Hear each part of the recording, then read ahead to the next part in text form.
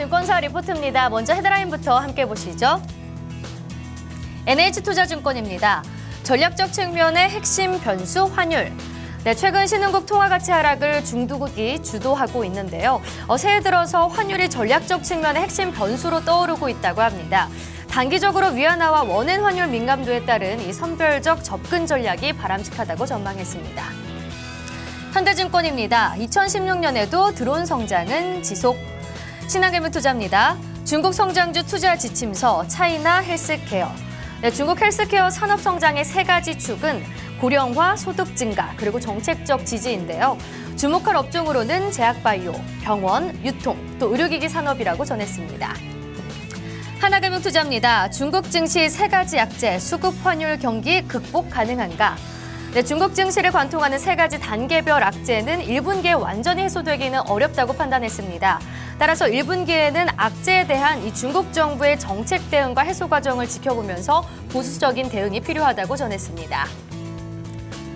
유한타증권입니다. 최악의 스타트 2014년 1월과 비교.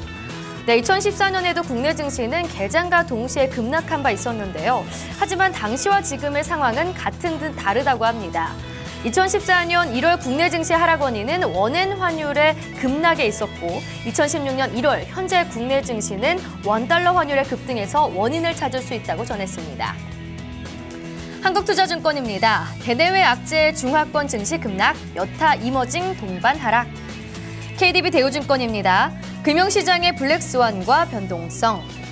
이베스트투자증권입니다. 환율 단기 변동성 확대, 심리에는 악재지만 먼 과거만이 아니라 2015년 9월 7일 원달러 환율이 1,204원까지 상승했던 흐름을 고려해보면 현 수준에 대해 악재로 판단하는 것은 조금 이르다고 전했습니다.